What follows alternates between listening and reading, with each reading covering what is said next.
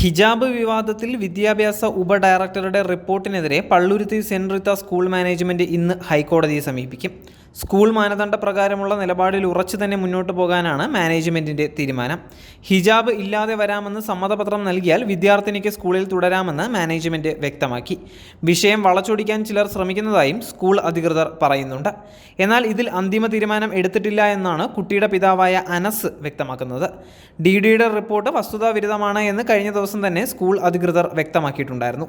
ഹിജാബ് ധരിച്ചതിൻ്റെ പേരിൽ കുട്ടിയെ സ്കൂളിൽ നിന്നും പുറത്താക്കിയെന്നാണ് റിപ്പോർട്ടിൽ പറഞ്ഞിരുന്നത്.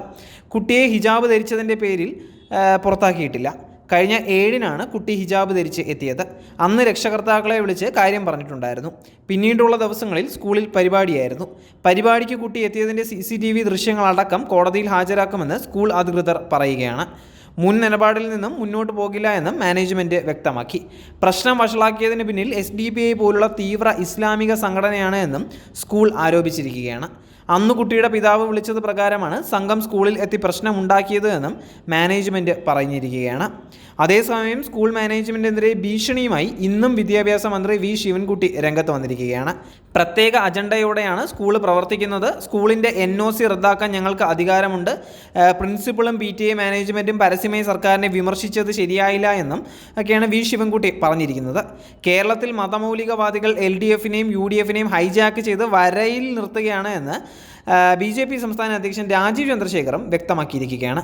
ഇതിൻ്റെ വലിയൊരു ഉദാഹരണം തന്നെയാണ് എറണാകുളം പള്ളുരുത്തിയിലെ സെന്റ് റീത്താസ് പബ്ലിക് സ്കൂളിലെ ഹിജാബ് വിഷയവും. SDPI വരച്ച വരയ്ക്ക് അപ്പുറത്തേക്ക് കടക്കാൻ LDFനും UDFനും തയ്യാറാവാതെ ഭീകര സംഘടനയുടെ വക്താക്കളായി മാറുന്ന കാഴ്ച തന്നെയാണ് കേരളം കണ്ടുകൊണ്ടേയിരിക്കുന്നത്. കന്യാസ്ത്രീകളെ ഭീഷണിപ്പെടുത്തി തിരുവസ്ത്രത്തെ അപമാനിച്ച് സ്കൂൾ അടച്ചിട്ടിട്ടും കുറ്റം സ്കൂളിനാണ് എന്നുള്ളതാണ് മന്ത്രി ശിവൻകുട്ടിയുടെ ന്യായം.